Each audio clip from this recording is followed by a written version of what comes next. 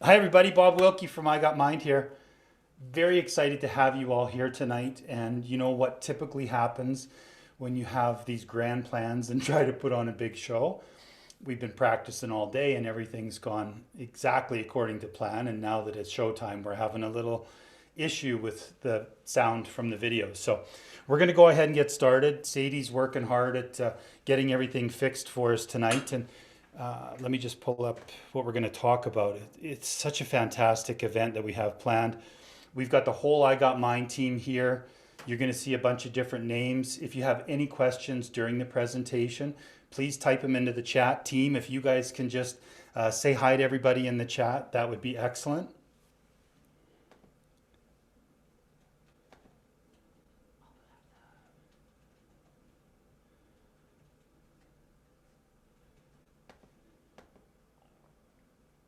Here we go.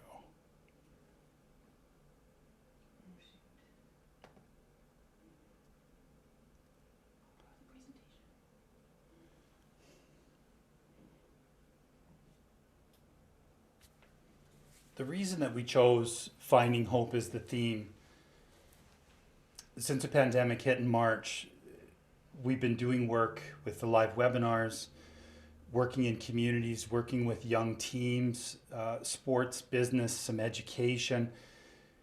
And we found that April, May, when people started to get released, they were feeling pretty good about things. We got back into the sunshine, camping, fishing, golfing. Everybody seemed to get some back to some sense of normal. When September hit and everything started to decline again, we really saw people becoming very lethargic, unmotivated, really struggling with depression, excessive stress, unmanaged emotions. And so at Christmas time, we really started to notice a difference, and we thought, okay, let's start planning an event. Let's start putting something together that could help the people out there, that could really get them excited again and maybe learn some things about themselves that make a difference. And that's where Finding Hope came. In my life, I've been through so many different tragedies, incidents, experiences that have taken me to the point where I've lost hope. It doesn't seem like I'm doing anything for any reason, but I was always able to drag myself out. And the stories that you're going to hear tonight are fantastic because it's regular people telling their stories. And there's a common theme that we're going to get into as we begin. So I'd like to introduce you to a couple of people that are co-hosting with me tonight. First one is Sean O'Grady, our great mental health clinician. Sean and I have been on the road for almost 3 years now doing these things and excited to be back in the virtual world and really getting things moving. Sean, welcome and thanks for being here tonight. Hey, Bob, and hey, everybody. Always happy to be here. And these events give me so much fuel myself, so it's always a great experience. And our other co-host tonight is new to the team. She's been with us since October. She's got a great background as a psychologist. Used to work with Sean at Hull Services. She now works with the Calgary Board of Education, supporting teachers and families in that arena. Is Kate Waters. Kate, thanks for being here. I can't start it. Hi, guys. Happy to be here. Really excited for all of this, to hear all the stories and to have a great chat about something that's really important, something I'm passionate about. And yeah, looking forward to the chat. One of my very good friends, Kelly Rudy, has joined us again. He's been gracious. I'm sure this is driving Kelly crazy. Kelly, thanks for being here. And I really appreciate you taking time out of your schedule to join us tonight.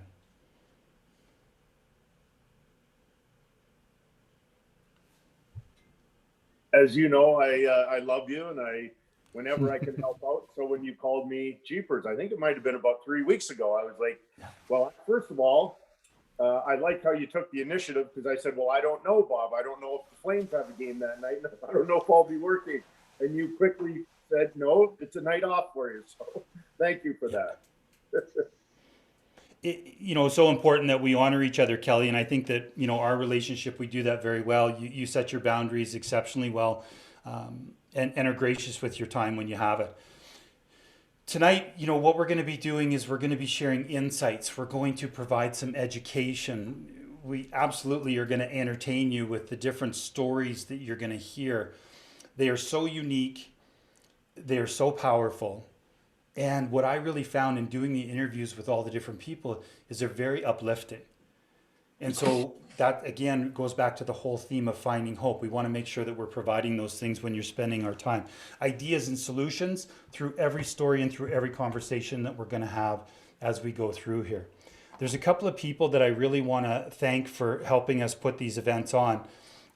Hull Services is a great partner of ours. We've been with them for 2 years now. They do such great in the work in the community, supporting families, young people who have suffered traumatic incidents, and is really re-education so that they can be reintegrated into society and become valuable members. Go Insurance has been fantastic. Karen Hoffland with her group up in Edmonton and Kentwood Ford have been awesome at supplying vehicles for us so that we can travel up and down the road, and been so supportive during this pandemic.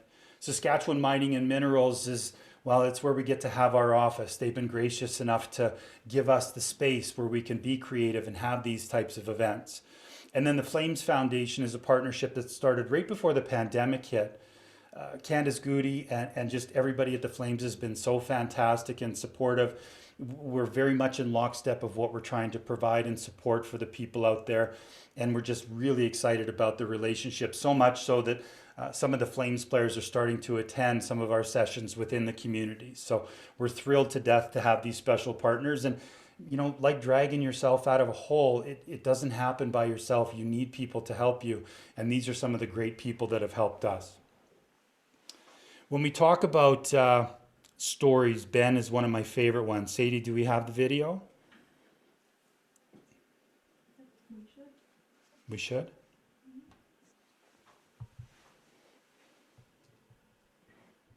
Ben Thompson is a young man that I've worked with for a couple of years now. He's a member of the men's downhill Canadian team.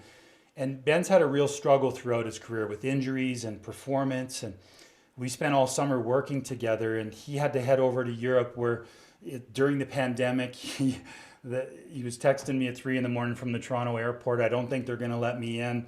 COVID tests at every border, just challenge after challenge after challenge. And I got to sit with Ben a little bit a couple of weeks ago, just catch up with him and ask him to share his insights about finding hope.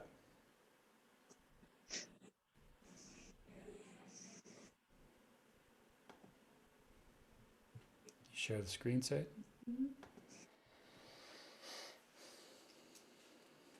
Good work.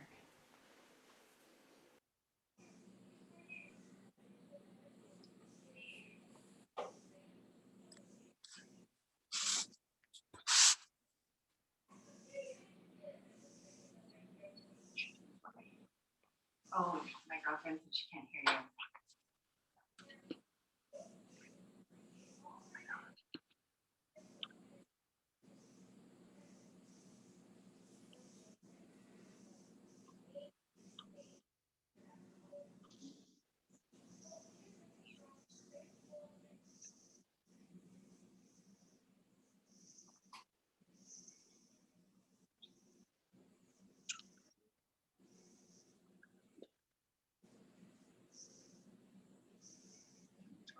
Yeah.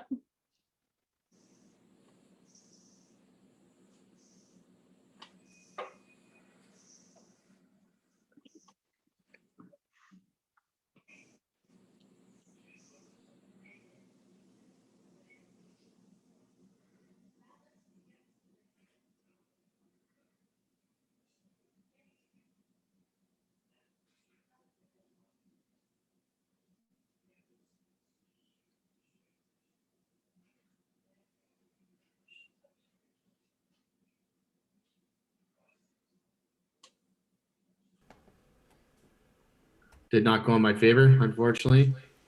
Myself, yes, it was, I would say devastating, but all the work that we've done, Bob, has just helped me so much with that. The realization, yeah, like it can go both ways. It didn't go in my favor. So what am I gonna do? Am I gonna sit here and cry over spilt milk, or am I gonna get my ass in gear and keep fighting?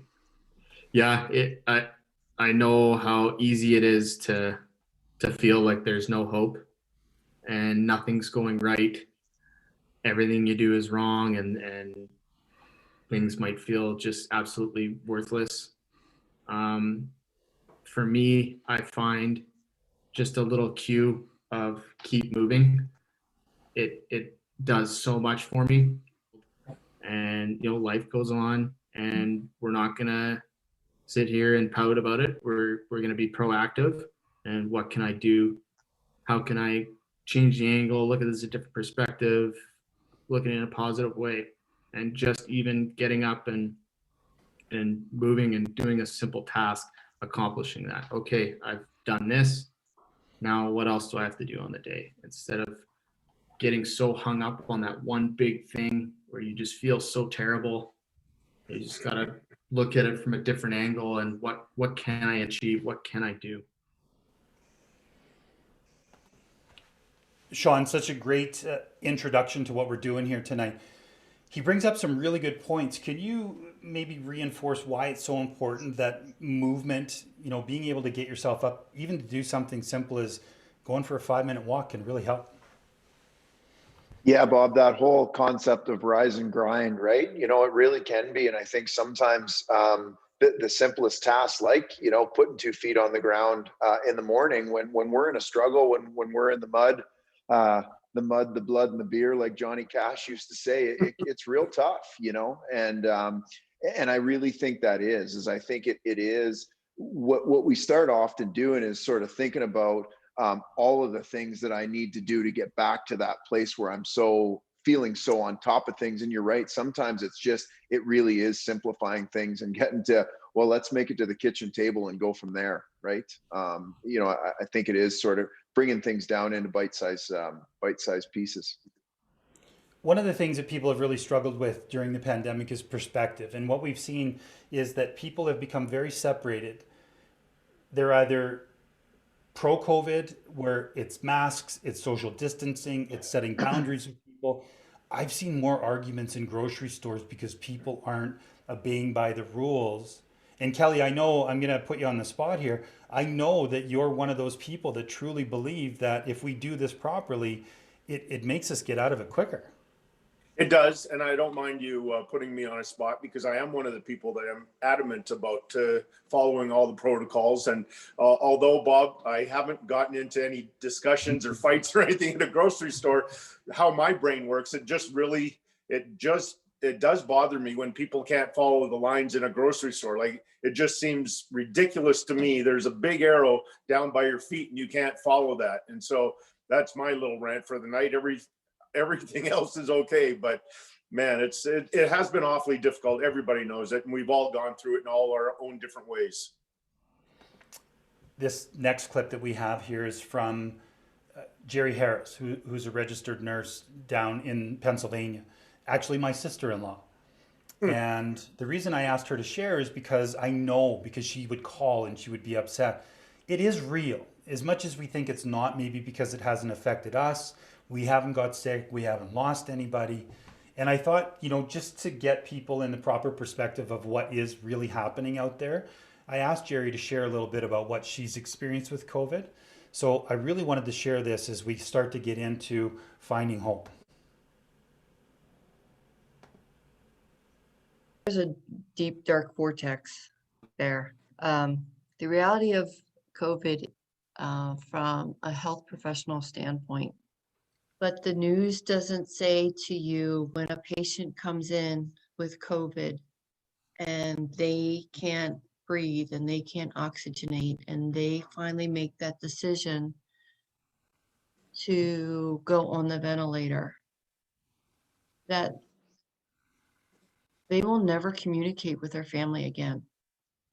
The likelihood of anybody coming off the ventilator and surviving this was very slim. And that's the truth of it. They would never speak to their family again. We did not allow visitors in our institution during the COVID. We would do Zoom meetings and family could just look at their loved one, but they couldn't come in. They couldn't hold their hands.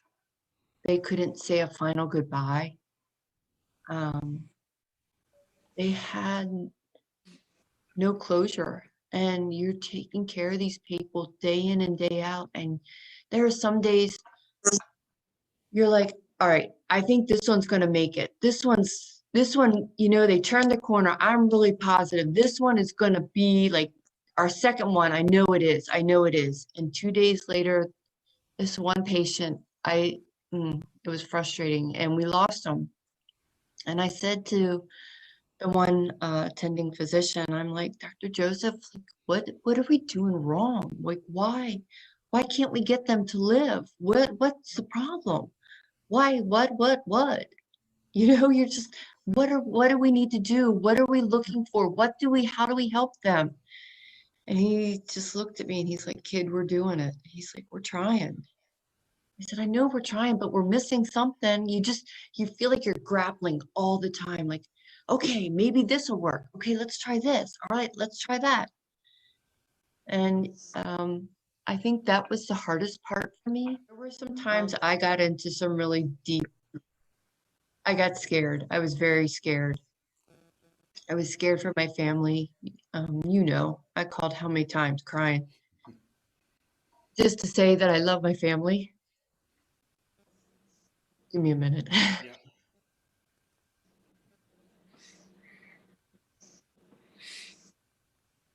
Sorry. It's okay. So yeah, it was scary. It was very scary, and you do lose hope. And then when I got COVID myself, I got exposed at work. You think, okay, I'm young, I'm healthy, I'm going to beat this. And I did. But when you're going through it, you're like, okay, am I really going to get sick? Am I going to be that person that's on the ventilator, on the breathing machine, that will never see her family again? Is that going to be me? And you worry. You really do worry. You lose hope. You get very scared. You get overwhelmed. But somehow I got over COVID. I survived it. Actually, I felt I did very well with it. It wasn't as bad as I had thought in my head. And you just keep going. You go back. And when I went back to work after being exposed, you're a little more conscious of it, there's a little more trepidation to going into a patient's room who is suffering from this horrible disease, this virus. But you do it because this is your profession and this is what you do. This is what you signed up for.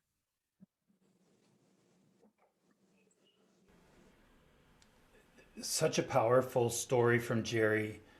And I remember when she would call just kind of at her wit's end after seeing this day after day after day. I mean, Kate, a lot of people are going through things in life right now where it feels like that. It's day after day after day.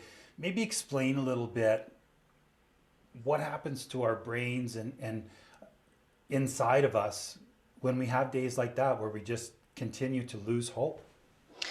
I think when we're looking at hope and losing hope and hopelessness and what all that means, Sean and I were talking and he made a really good point that losing hope is a result of all these other emotions we have going on: panic, fear, worry, doubt.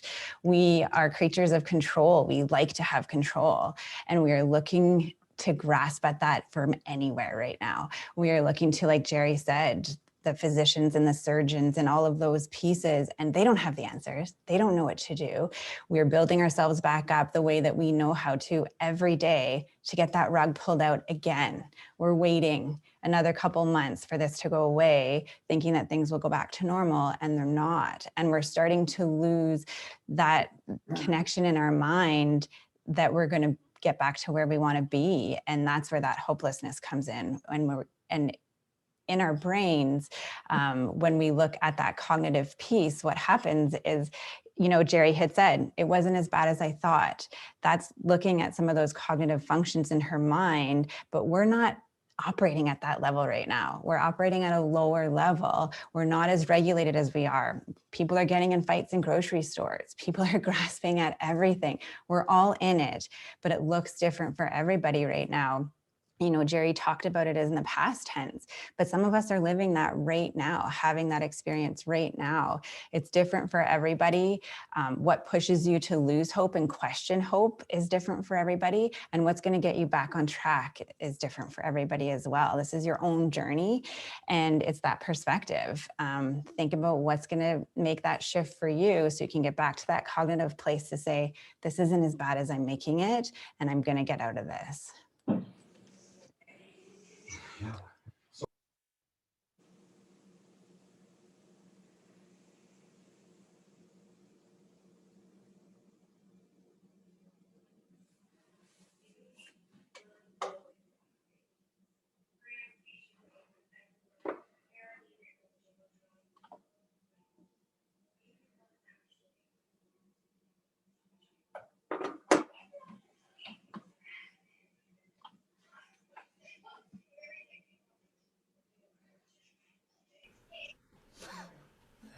What did I just say?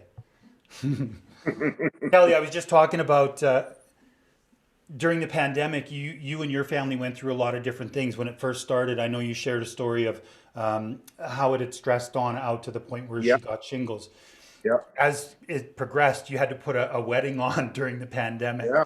And then some of your family encountered it. Living in the bubble, you started to realize that there was some things going on. Were you losing hope a little bit?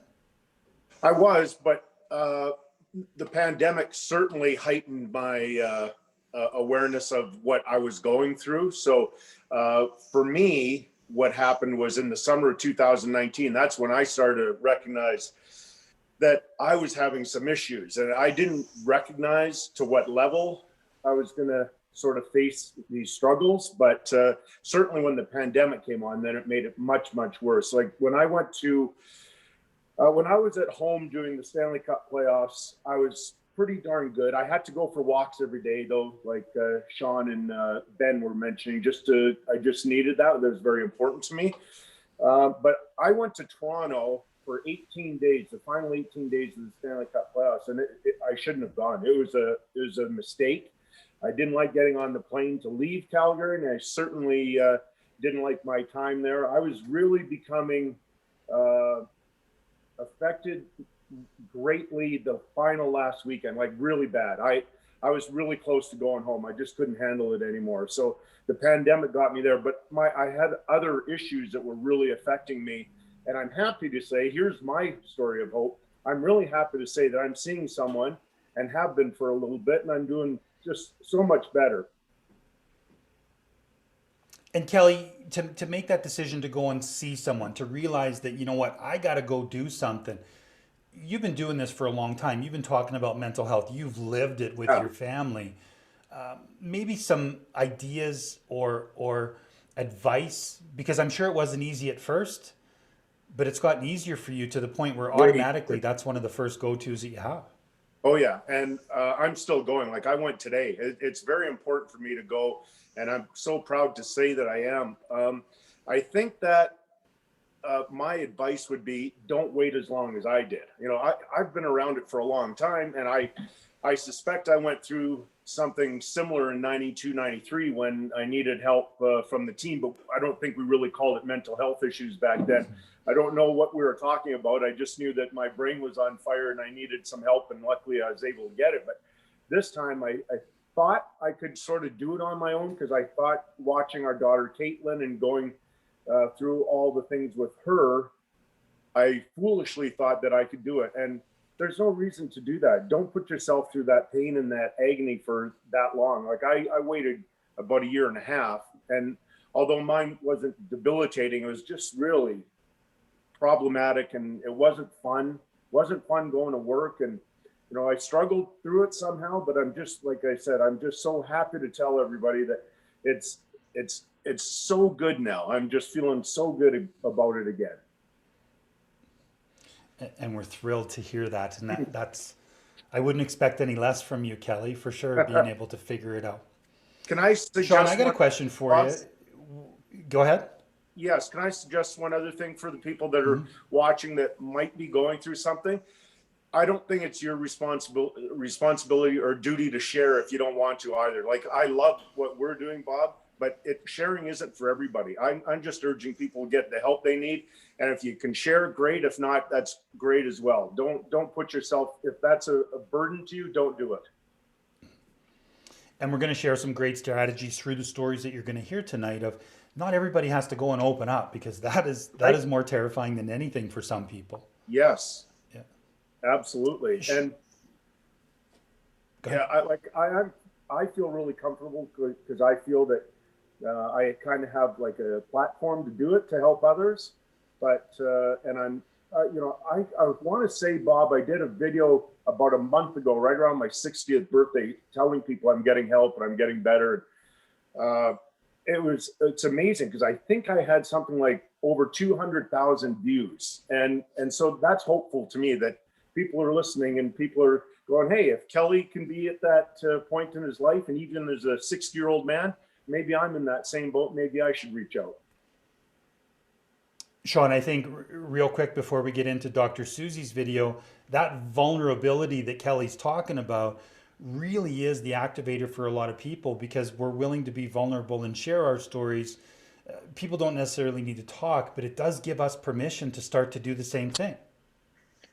Yeah, I think what Kelly and others have done, and Kelly's been so gracious with us, but uses his platform just so amazingly well, is it really does break down the barrier of what true courage really is. You know what I mean? Like when he's a Hockey Night in Canada analyst, he's a former NHL player, it starts to create associations of what that might mean to be courageous. And there's no shortage of stopping the slap shots that he did back in the day. That's courage too. But I think it just really does blow open the ideas of what else can be courageous, like sharing your story, like taking a minute to listen to somebody, like maybe not reaching, jumping to judgment about a situation that somebody's going through, and instead leading with some compassion. In my mind, those are the strategies that also are a real representation of courage out there. And I think people like Kelly have just continued to pave the way for other people to recognize that that's courageous. But taking Al McInnes a slap shot is also courageous. I don't want to minimize that.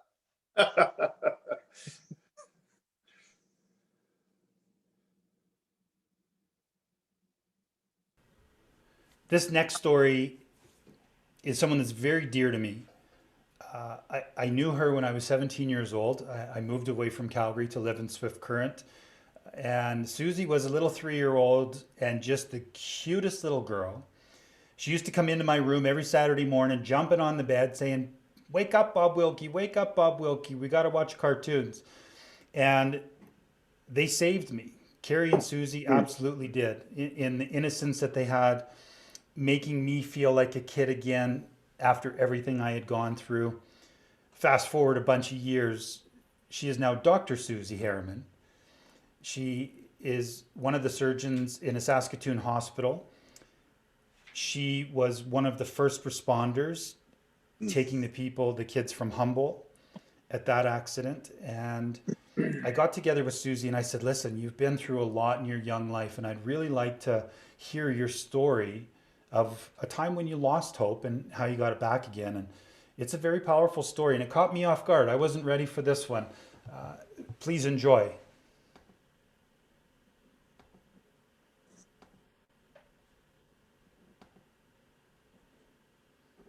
Or when have you been in a time? And I can honestly say I've never been in like a mindset like that. That March, April, when it was shut down, it was that like doomsday is coming, and that was the worst part, is just kind of waiting for it and what's it gonna look like, and we were getting all these numbers and projections, and you didn't know if we had enough, the personal protective equipment, and it was these emotions of, I should be thankful that at least I still have a job to go to, but I don't actually want to be a doctor anymore. But then feeling guilty that, and so it was just kind of I was like just obsessive about kind of checking numbers and things like that. And it was kind of a weird 2 months. And I think everyone felt the same thing. And it was just this, it was this anxiety that I probably don't think I've kind of ever really felt before. I mean, I don't know. It was it was just your mindset changes, and I think just kind of you become obsessive about it. And like I said, I've kind of thought I've always been fairly resilient, but that I think that, like I said, I was almost scared to go to work, but yet I was scared to kind of talk to the people that are my usual support system, because I didn't want to burden them with anymore, and people were already worried about me, and so it was kind of like this trying to put on a brave face and just kind of go and do your job, because that's what we were trained to do. And yeah, there was just like a million different emotions and not knowing how to deal with it. And then people being like, oh, healthcare heroes. And I hated hearing that, because it was like, you're just going to do your job.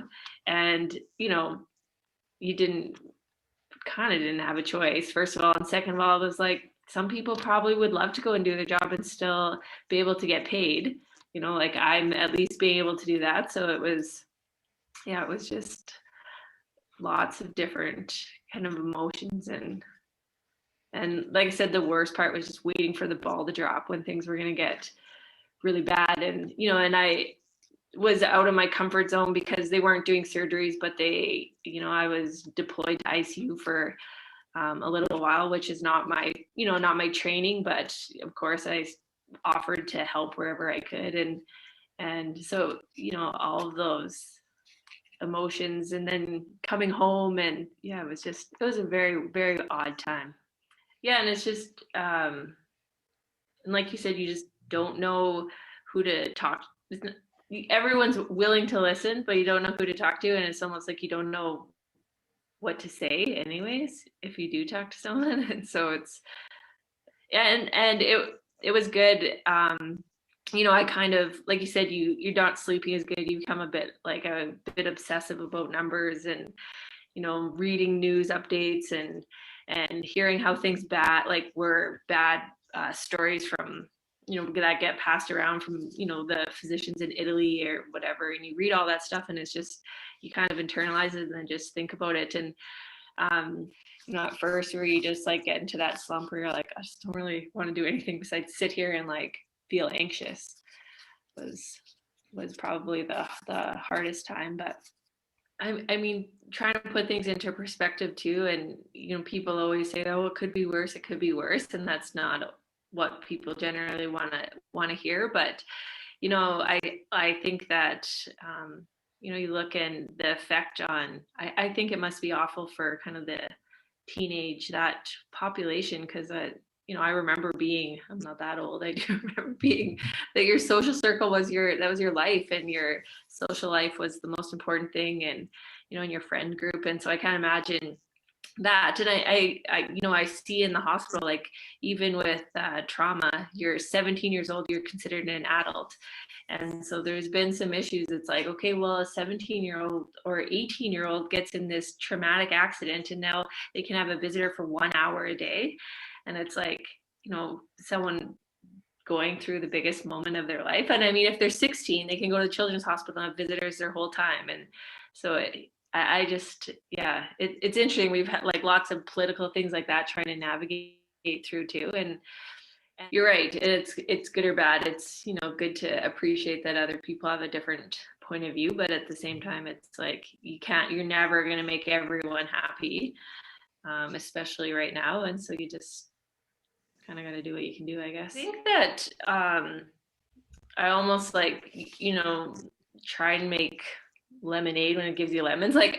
In some respects, I was just going full speed, and working, and I was fresh into practice and doing tons of call and working, and then it kind of just came to a halt. And it was initially scary and all that stuff, but afterwards I was like, okay, this is an opportunity to I was present, and my kids were home, and we were together as a family way more than we were before. And so I tried to engage in those moments and kind of do stuff together and take advantage of the days that we had as a family, and almost look at it as a positive. And that's truthfully, this whole year there's been things where I'm like, we never would have done this before, or we never would have had this moment if we weren't allowed, if we were allowed to leave and see whoever we want.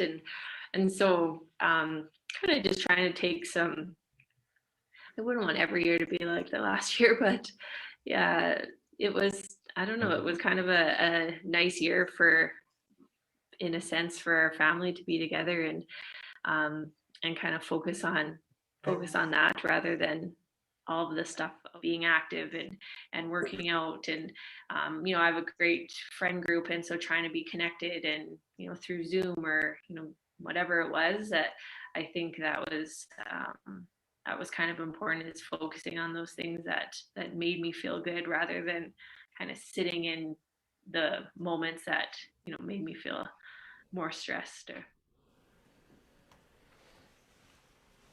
Sean, such powerful words from Susie there. And I'd really like you to talk about healthcare workers being glorified as heroes and how much that bothered her. I know when we went through the bus accident in Swift Current, every rink we went to afterwards, we would get standing ovations. And it was so uncomfortable that I would actually stop going out for the warm up and the national anthem, because I didn't feel like I deserved that. I was lucky I survived.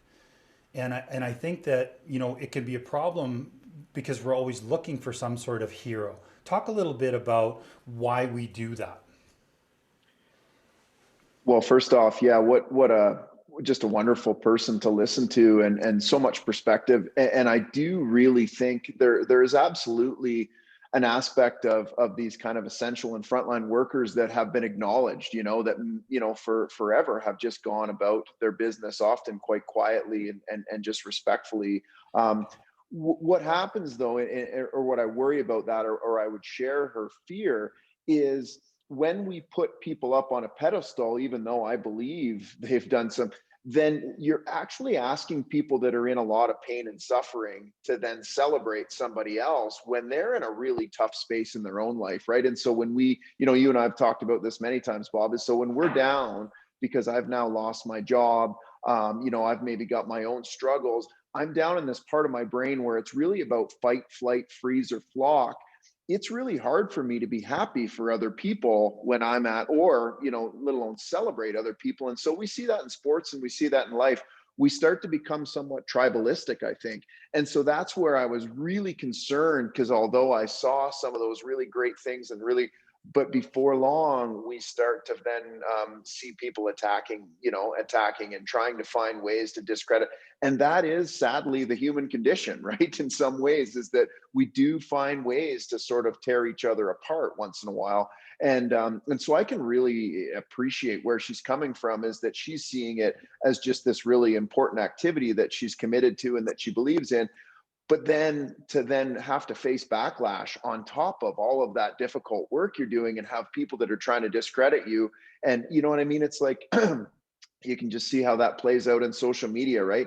Once you get to a certain level of stardom, there's this whole groundswell of people that look to find ways to tear you apart. And so I really do appreciate, and I guess that's why, I'm kind of no one. And so I don't have to deal with those difficulties. And I just really, I do understand a little bit about sort of the plight of our species, and can appreciate why when people are in a tough spot, we sometimes become tribalistic. And we've asked to become a whole world, a tribe.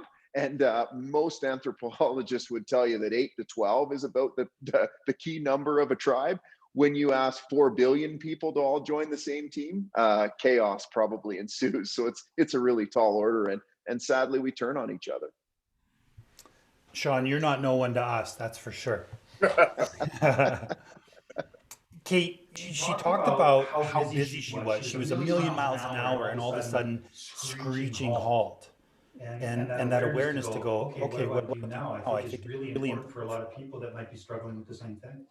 Yeah, I think she hit on a lot of things that, I've experienced myself. When I don't know what to do, I do more and I make myself so busy and I just go into that autopilot that she was talking about, right? And that protects me for that moment to get through that day. But the thing that I really took from her powerful speech was just about, we put so much pressure on ourselves to be okay that when we're not okay, we fill it with other things. We don't allow ourselves to have a bad day and to not be okay, right? You hear it all the time. It's okay to not be okay. But on the flip side of that, what does okay look like for you? And how have you shifted that now that we're living through a global pandemic? Right? You may not be feeling normal. You may not be feeling like yourself, but what were you doing before that to get to that place? And now how have you had to shift that to get back to what that looks like for you now, considering all the restrictions, all the limitations on sports and social life and all of those things? I see it every day with the teenagers and the lack of social connection and how impactful that is, because she's right. Developmentally, that's such an important part of where they are right now.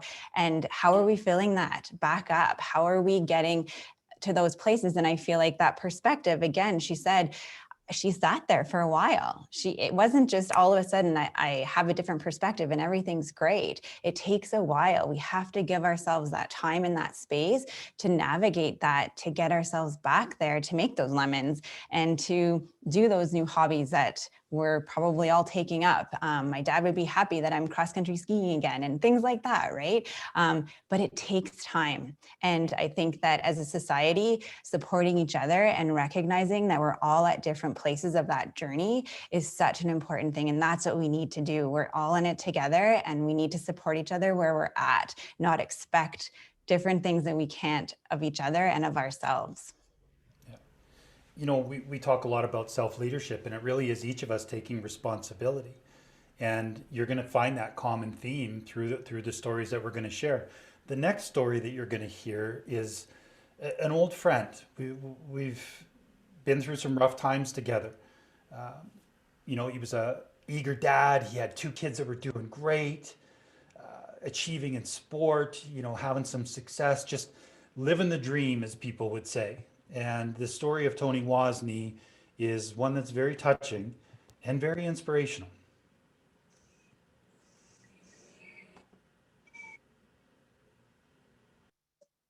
Typical story of somebody who has been given a lot of gifts in life and things come easy in regard to a corporate job downtown Calgary, access to golf club memberships, homes in Phoenix, Banff, and very, very grateful and lucky for the life that I had. The unfortunate part is, as many people know in the athletic world, when you start reading your own press clippings, that's when you're done. And a little bit of entitlement kind of snuck into my life. And as a result, I started to closet drink.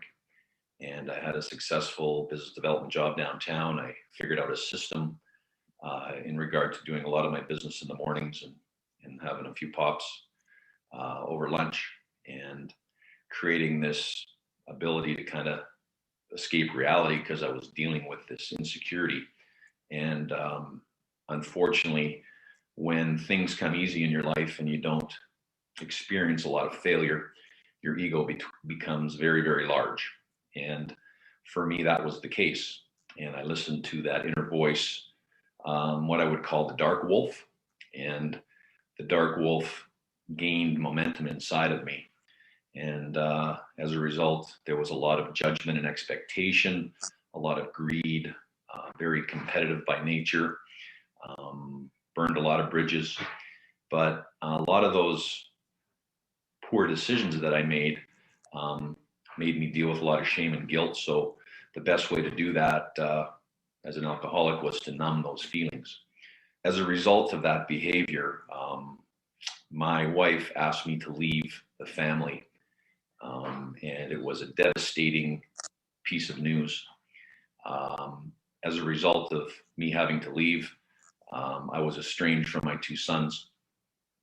And that to me was the beginning of the end. And my daily regime was pretty simple.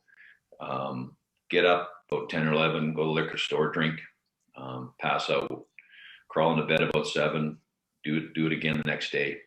And you get caught into this web of shame, and basically your ego saying, I'm a big victim and I don't deserve anything more.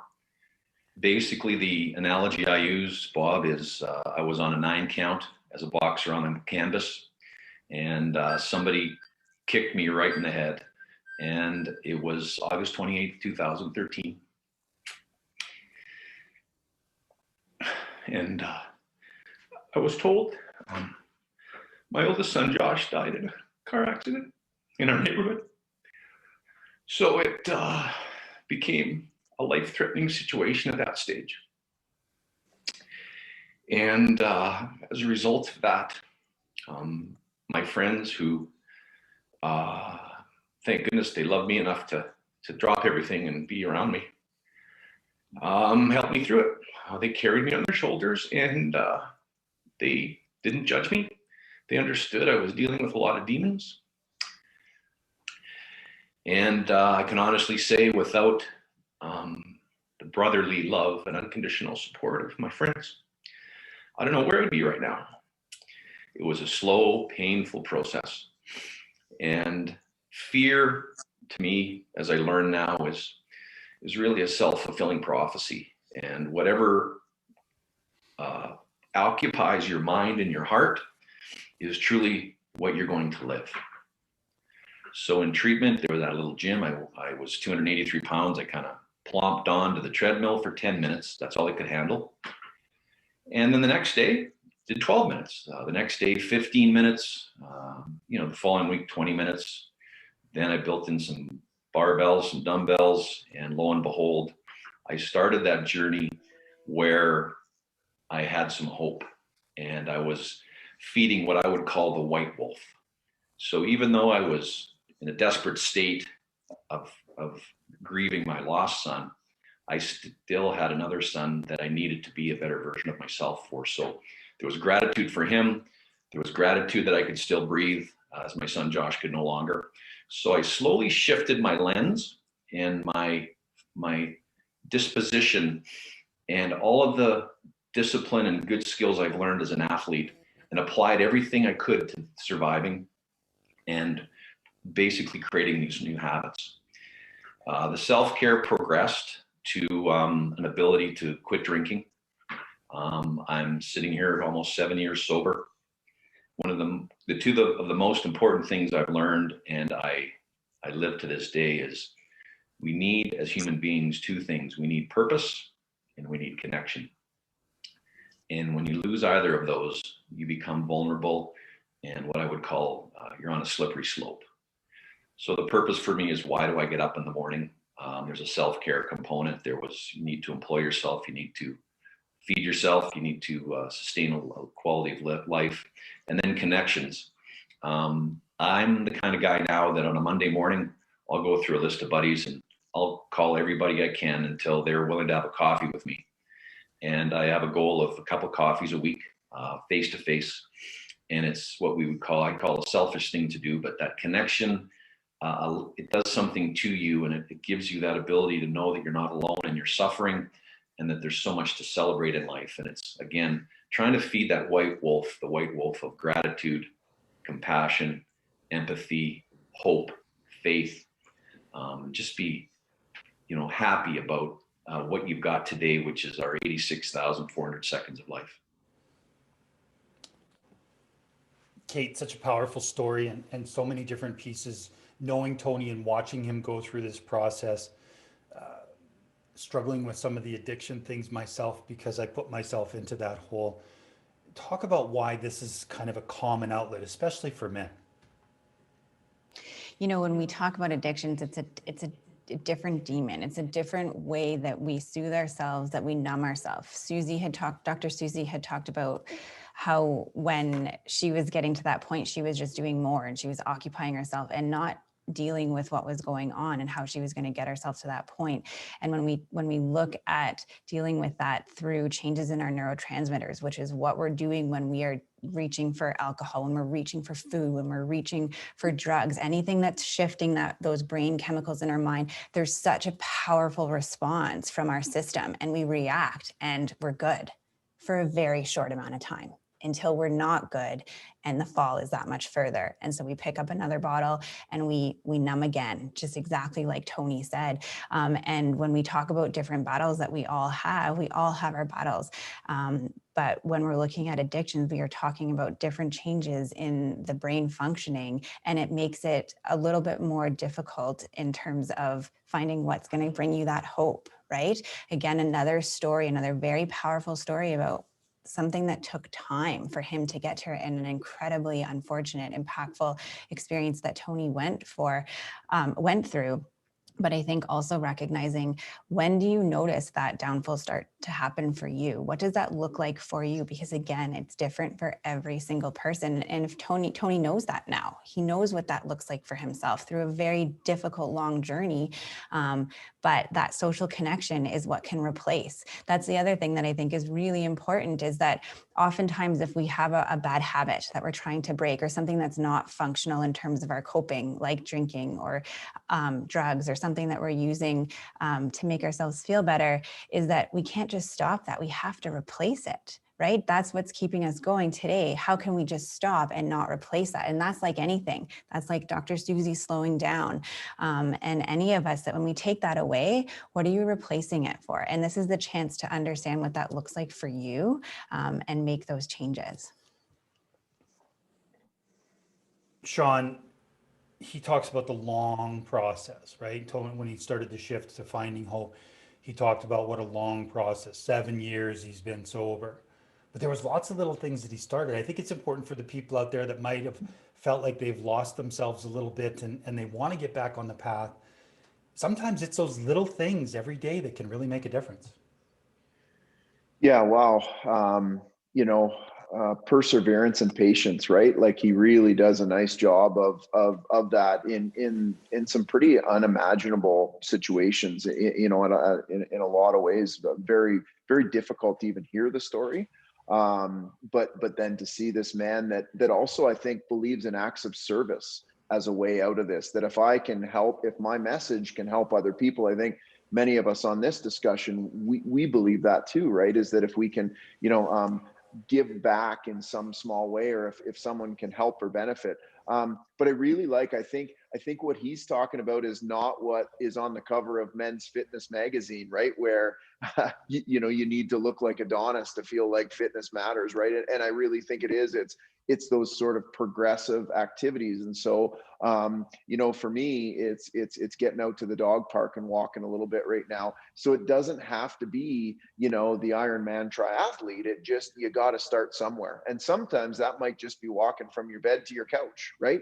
And tomorrow I'm going to walk from my bed to my couch to my mailbox. But I'm going to continue to, the other things he really highlights, it's so important, is that when we get mad at ourselves for not doing well, it's because a lot of our cognition isn't firing. But to get to our cognition, you need to be regulated, typically done through physical activity to some point, and you need to be in relationships with people you care about and that care about you. And you need those 2 R's to be in place before we can get to that thinking part of our brain that can maybe help think us out of this.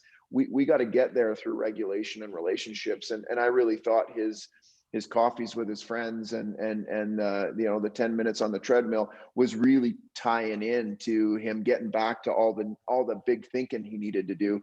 We don't get there without those things first. Kelly, I'd really like to know, what a couple of your go-tos, right? We got those little things that we like to do. I love to make my bed first thing in the morning.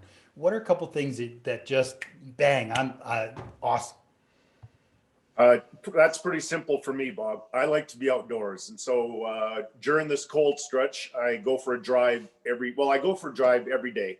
And I go by the Bow River on Memorial Drive. That's my happy place. I love to see the Bow River. It makes me think of the mountains, which I thoroughly enjoy. And when the weather's decent, I go for a walk. Like I am notorious for going on long, long walks when I'm on the road. So I will go literally for 2 or 3 hours for a nice walk in some of the great cities that we visit with the NHL teams. And those are my happy places. That's where I really get to a really serene point, I guess, in the day. And I, decompress, and it just gives me life, and I like it. So those are my two things. Excellent. This next story is one of our new teammates, Sherry Gebhardt. I think a lot of times people don't really realize what they've experienced, what they've gone through. And I think Sherry does a great job of explaining what she went through at a very young age and how we get to that point where we just can't handle it anymore. We think avoidance is a great way to do it. Oh, just toughen up or just forget about it, just move on. Sometimes that's not the best. And this story, I think, is a great depiction of why we don't want to be sweeping things under the rug and why we need to start dealing with them. And, I look back on my years and how I got to the point that I got to, that becomes my daily practice too. Like the triggers on a daily basis that I have from childhood trauma. And, my dad and mom were 16 and 18 when they got married. They had my older sister at 16 and 18, 2 years later, me, 5 years later, Lisa. And, dad was a severe alcoholic. And it was almost like a white light switch that went off in his brain after however many drinks. And then, he would beat us, he would beat my mom, he hurt us quite a bit. And, there was one story that comes to mind that is quite triggering for me. And it was a night, I was probably 9 or 10 years old. And so that would make Lisa, my younger sister, 5 and Sean 12. And they were partying all night and hadn't slept. And, it was breakfast time. So we were up. And Sean and I were sitting on the kitchen cupboard. And Lisa was actually at the table on the end eating cereal. And, the arguing and the yelling and the fighting was just normal for us. We didn't know any better. But Dad, he's drinking straight whiskey after a full, probably 2 days of drinking. And he lifted the table and flipped it on top of my mom. And, she stumbled to get up, and he threw the chair through the china cabinet at that point, right by where Lisa was sitting. So she got up and grabbed Lisa and sliced her foot, and then grabbed Sean. And by the time that happened, Dad had grabbed me. And so, my 2 sisters and my mom were in their, PJs, and they were walking to her good friends, which was probably 2 or 3 blocks away. And he threw me in the vehicle, and I was just crouched, up against the door, the passenger door. And, he was all over the road, and I was watching the speedometer, and he was going about 90 miles an hour, which is like 140 kilometers an hour. Back then we were in miles an hour. And of course, back then, no seatbelts, right? The beginning, it was like 1970 or whatever it was. So yeah, and one huge trigger for me is water on the side of the road. So there was a point in the trip out to the farm where there was 2 sloughs, one on each side. And, he was going so fast, and he was going kind of in and out toward these sloughs. And I just thought to myself, like, you know what, I'm going to prepare to die today at 10 years old, right? Thank goodness we didn't go in the slough, but, even when he was sober, he used to do that. He would drive right toward water and then laugh and turn away at the last minute, So I still, to this day, when I travel, beside a slough, right? I have, you wouldn't believe how many plans I have in case I go in. I have all these different things that I'm going to do. And even if it's ice, you know, even if it's covered with ice, so, or snow, I know where the sloughs are when I'm driving. And so, you know, there are definite triggers from my childhood, you know, and the trauma that I endured. And I mean, there was quite a few more stories, but that one really, really hits you in the gut. You know, when I first, when I was diagnosed with bipolar 2, you know, and I told a few people, being a teacher in a small town, you know, it got out there because, you know, those people who I told, and there was a few of them, that's exactly what happened. Is they were afraid because they had, you know, terrible panic attacks, and they had mental health issues of their own. And I guess I was shocked at first. And then, you know, I just learned to embrace it. And it's kind of weird, but almost be proud of the fact that I had that, because all my life I didn't know what was wrong with me. You know, there was no stability whatsoever.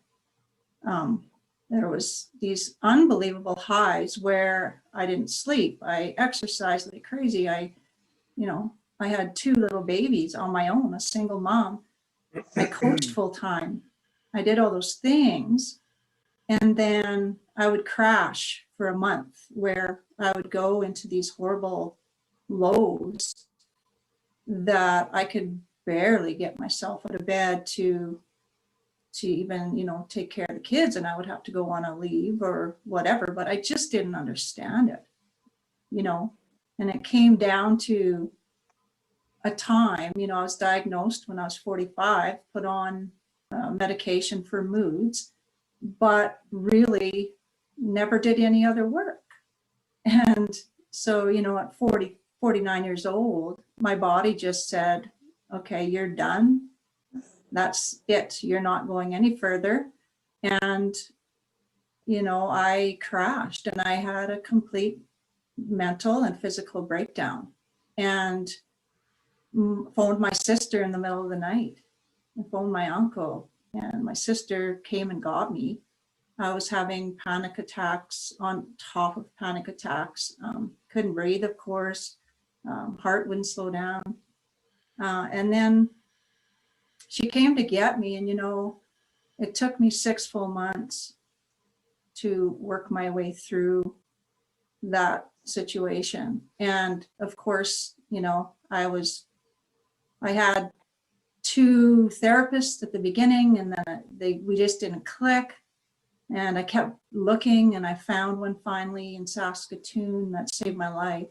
I had a couple of psychiatrists that didn't click, finally found one and put me on the proper medication. And, you know, it was like I had a plan every day of when to take my medication. I had a plan, you know, if I was feeling this way or that way. But, you know, for me, I just found a lot of hope after I reached out and found the right people. And sometimes it takes a while, right? So yeah, my therapist and I did a lot of work.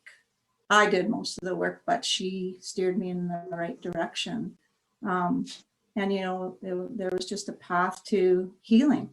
And, you know, I did a lot of things to get better, and I still do, to stay balanced and to stay better. Such a powerful story. And Sean, I'm going to come to you first right away, because we talk about trauma and triggers and stigma. Those are 3 things that absolutely are happening during this time that people could really be struggling with to find their way back to that hopeful place.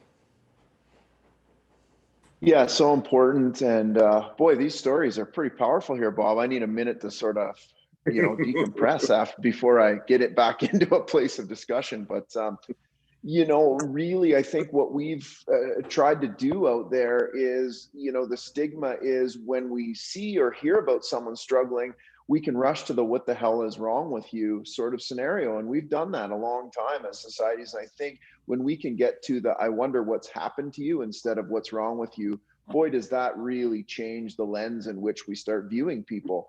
I think what she's describing, many of us need to prepare for that. There may be triggers and sights, sounds, smells, taste, touch that we may encounter as a result of this global pandemic that we've gone through. The next time you see a blue mask, those sorts of things. And I think what's really important is that there's immediate skills you need to get you through a difficult moment, and that isn't necessarily something that you're going to necessarily do in the long run too, but it really is that present moment awareness, right? And so we've talked lots about when we're triggered and we start to experience that panic, it is the fives, right? What's 5 things I can see right now? What's 4 things I can hear right now? What's 3 things I can touch right now? What's 2 things I can smell? And what's 1 I can taste? And by just doing that, we're at least grounding ourselves back into the present moment so that trigger doesn't take us back to, when we think about some of that original work, Vietnam vets that are coming back, sitting on a park bench and a chopper goes overhead and they're climbing under the bench and having a panic attack. And those guys were stigmatized and judged for that. What the hell's wrong with you versus, boy, I wonder what's happened to this person that's causing such a strong reaction. And we got to keep pushing that, Bob. We got to keep pushing compassion and not judgment. And boy, I think there is some real good momentum happening out there. And I'm happy to be on the crest of that wave, because so many good people are pushing that agenda, and it's great. The thing that I've learned from you, Sean, that I think was the most powerful is that trauma is a very individualized experience. And, we can be very quick to judge, and there's that stigma again, because we see somebody react to something that's so simple. We would look at it and go, what are you doing? But for them, it just terrifies them. So I think that we really need to be aware when we're seeing reactions from people that you're not quick to judge, because it's something obviously that has set them off. Kate, we talk about the healing. Sherry was great about all the different things that she went and did and all the different things that she tried. And it really is a journey to become mentally well. Yeah, Sherry, thank you for sharing that story. And I think that's a really important piece of what she was talking about is just, again, we're a society of wanting quick fixes. We want things now. We can generally get them on our phones. If we can't get them on our phones, we can go to our iPad. And if we have a smart TV, we can find it there. But again, we are a society of wanting those quick fixes, and it's no different with wanting to feel better. We want to immediately feel better, and we look to other people to make us feel better.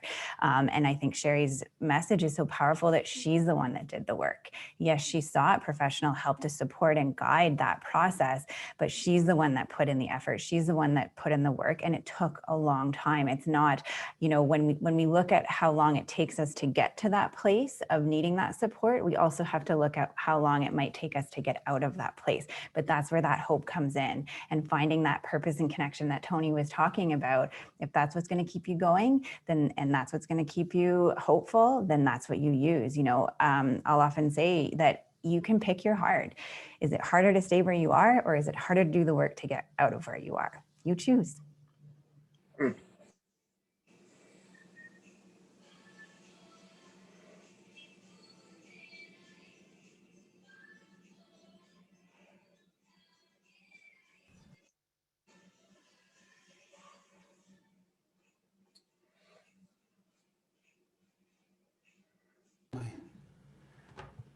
Damn button.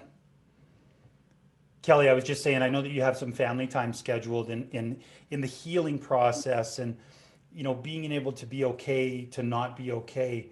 What advice could you give to people out there? Talk to family members for sure, or somebody close to you that you feel safe with. I think it's very important to know the best advice I can tell people is don't do it alone, because that's impossible. And there's too much pain involved, and you can do yourself a world of good by talking to somebody and expressing what you're going through. It's a night of hope, Bob. And so I just want to say that what I love about this is that what we're all doing, this whole community, all the panel members you had, and all the people that tuned in for the event tonight. This is so wonderful. It's so heartwarming because we're having these discussions and there's no shame. Just telling our stories, what we're going through, what I think all families are going through in some respect. And I think that I'm just so excited because I bet in about 5 years, this will be commonplace. We'll be doing this on such a regular basis, you know, just saying, hey, how you doing today? Do you need a hug? You know, I love you. You know, anything else on your mind? You okay? All that kind of stuff is just, we've made so much progress in the last little while that really just warms my heart. Kelly, I can't wait to get back to those hugs, man. Right? Yeah. Me too. Listen, you take care of yourself. You travel safe and say hi to the whole family. Thanks for being here tonight. We really appreciate it. Same, Bob, and happy belated birthday, I believe. And in your Thanks, eyes, buddy. I could see you would like a hug. I would too, my friend. Right? Absolutely. We do that. Thanks, everyone. Thanks, Kelly. Thanks. The next story that we have for you is it's one of my favorites. This is a young man that's very dear to my heart. We've known each other for a long time, since he was 16, 17 years old. And it's just been such a wonderful journey to watch him figure things out. And again, I asked Derek, you know, think of a story. And this young man's got a lot of stories, unfortunately. But the one he shares, I think, is really relevant to what a lot of people are going through during this pandemic when it comes to a relationship.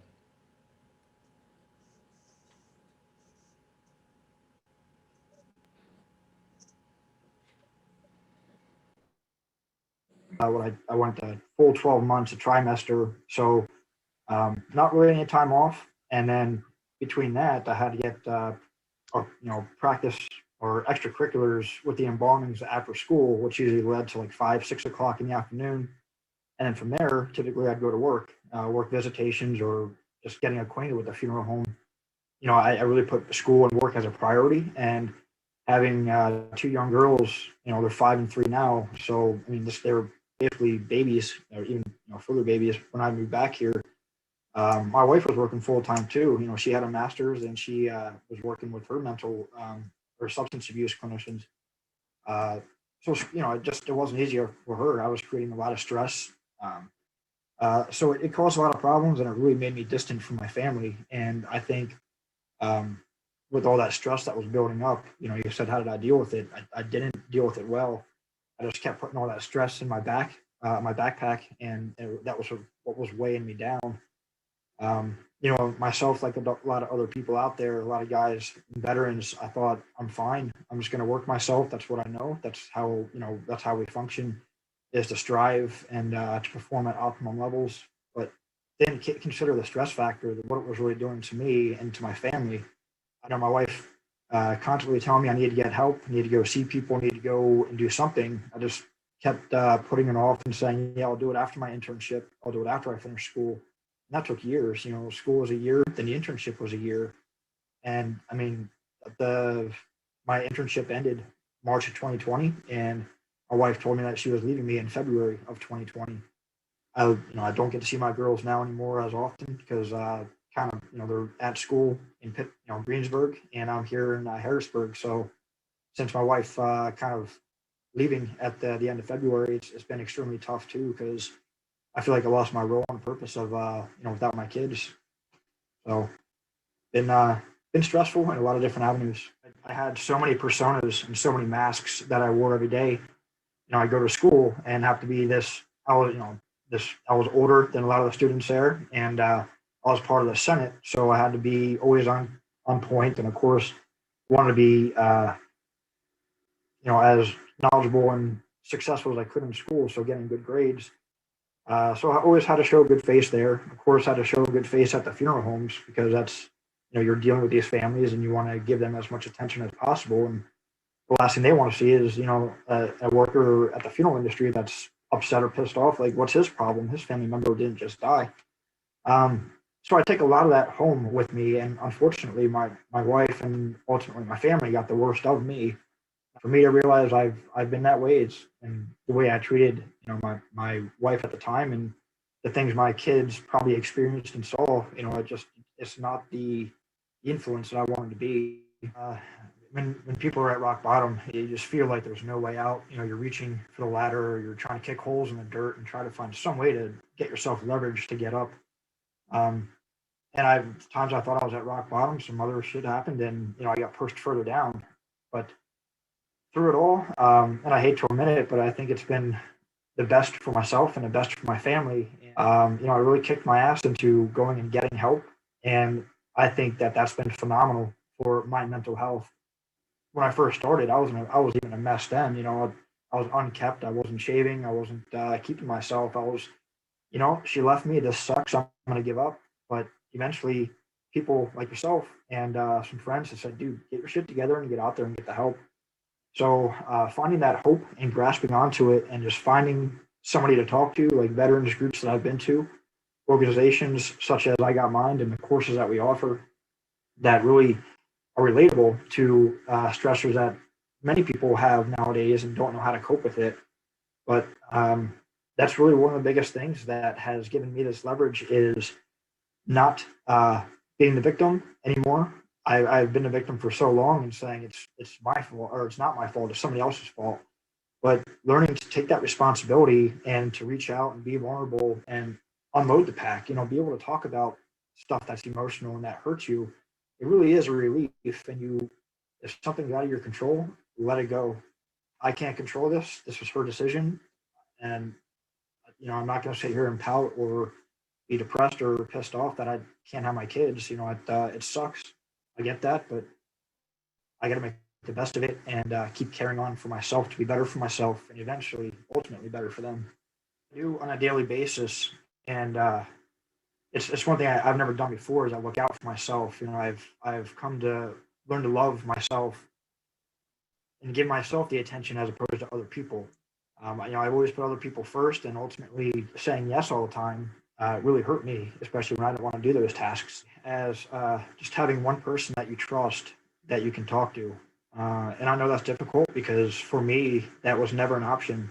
Again, my wife told me to go talk to a therapist, to go talk to the vet center, somebody who can relate. No, I don't need that. I have my mind, and that's how I've always dealt with things in the past. I'll deal with it this time myself. But it doesn't work that way. You fight yourself. So you really need that positive reinforcement of finding somebody to talk to. And that's one of the biggest challenges is letting yourself become open and a little bit vulnerable. And hopefully you both, your group or whoever you're speaking to also becomes that way. You really find this deep connection, a soulful connection with another human that you understand that we are human, and these are human emotions. These aren't made up. These aren't fake. People do deal with these, but we're so afraid to talk to each other because of that stigma of mental health and mental wellness. We want to be better as people, and I think that's the best way to become better as people is to speak with other people. Kate, some really powerful stuff there that Derek talked about, and I think Tony touched on a little bit. I know I struggled with it mightily. It's just feeling like a victim, like everything was against me, and you get into comparing people. And I think the hardest part for me was I was two different people, and it depended where I was at. Well, why do we do those things? If we start to consider the way that we operate from that protection, our primal thing that we look to do is protect ourselves, and that can look differently for everybody. And one way that we do that is putting on that mask, putting on that safe face for the day, going to work, doing what we need to do, and coming out and not dealing with everything that's going on for us. And that's where we find ourselves getting into trouble, is that we're putting on that mask. And I think Derek made a really important point that can go either way for people, is that when we get into that comparison game, we get into that trap. One, we dismiss our own experiences and what we're feeling. We tell ourselves that we shouldn't feel that way, or it's not that big of a deal. I didn't have someone just die in my family. And that's not fair to you. And it's not fair to the other people either. On the flip side, when you say, well, you didn't you didn't have someone die, or whatever the situation is, right? As soon as we start that game with ourselves or with other people, then we start to dig that hole a little bit deeper. And that mask needs to come on more and more because we're doing it everywhere. And I think that, you know, Sean alludes to a lot of good points about getting back to that cognitive level. When you can start to see yourself doing that and you pull out those strategies and you regulate, then you can talk yourself down out of that. But that has to come first, or else we get stuck in those mind games, and they're really, really hard unless we realize that they're happening. And so really reflecting on which one you might find yourself in, which trap that you find yourself in, and making sure that you're taking control and you're not the victim. You're the one in control. What are you going to do? How are you going to drive? It's going to be different for everybody, but getting that control will take you out of that victim seat. One of our favorite things to talk about, Sean, is the tribe and the power of the tribe. And I think Derek talks about that brilliantly, especially at the end, where if we can't connect with each other, what the hell are we doing? And I know being in that darkness and watching Derek, he caught my attention on Facebook. I've been watching his journey, you know, since I saw him and he was in the Marines and going overseas. And I saw that it started to change, you know, for people who maybe start to become concerned for our friends out there. I was kind of relentless with Derek. I made sure that I continued to reach out and that he'd answer and I'd leave messages. Is there a certain way that we learn how to communicate with people that are close to us that we may be fearful for? You know, I think first thing is figuring out who your tribe is, you know, and I think maybe putting them through a few tests, right? To see if they're the same people to show up when you're not at your best, right? I always have a saying that I evaluate the loyalty and the people that I find most connected with is, would they come and get me out of a snowbank at 3 o'clock in the morning? And when you put an activity like that out there, I think it really starts to sharpen your list of people, right? You know, there's some people where that's direct to voicemail, right? There's some people that maybe go, well, he probably deserved it anyways. And many times in my life, I probably did. But I think you really figure out who your people are. And those people are critical. And you know, relationships, we're relational creatures. We've evolved together for thousands of years. We've not evolved in isolated individual spots. We've always been in clans and tribes the whole time we've existed on the planet Earth. And so we're really hardwired to be together. That's why I think the piece about COVID is so important to really dial down on is the language that went out last kind of March was about being socially distant. And I really like Dr. Perry's comments about that, who's someone that Kate and I and others have had the benefits. You know, he was on one of our Zooms, which was really cool.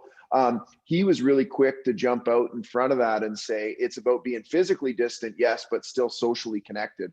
And I think that's such an important point right now is that, you know, we do have to maintain the physical distance because I agree with Kelly, right? Is this is real and it's continued to be real. And the only thing that's getting us out of it is the fact that the large majority of our species is, you know, cooperating with the things that we're being asked to cooperate with. And we're pulling all the other people along with us begrudgingly, you know. But finding those ways to be, you know, to be socially connected. You know, I'm sure Canadian Tire is happy about the amount of fire pits that they've sold over the past 6 months, you know, because, you know, even if we're outside and even if we're 6 feet apart, even if we're on a Zoom call, even if we're doing an event like this really fuels that innate human desire to be socially connected. And when you're in a time of distress, figure out who your people are, right? They're the ones that like to help you rise up, not the ones that like to kick you when you're down, you know? I think you touch on a really important point. You know, it is awkward. Like Kelly and I, whenever we see each other, it's that great big bear hug. Just, you know what I mean? Just love to see you, man. And because we can't do that, people start to make those excuses. Well, it's not the same thing. You're right, it's not. But let's make it work for us. You know, in staying connected to our people, there's a bunch of different ways we can do it. I mean, an old-fashioned phone call, just hearing the voice and learning to make the most of that. If you can't have the physical, we can have it other ways. And we just have to get used to them. Don't be so quick to judge them. They're giving you what you need. Let's enjoy them. I was on a call with a bunch of kids the other night, and I don't know if you guys saw that clip of the lawyer that had the cat face, but I thought it would be funny to start the meeting with the cat face on. And you know what? It made him laugh, and we had a great chat, and it was awesome. So there's lots of ways to be creative out there. We've got a couple more stories left. This next one is of Krista Tincher, again, one of our teammates, who had a very unique story and was triggered. And we go along and we think everything's okay. And Krista's just the kindest, sweetest woman. And to hear her story, it was very hard.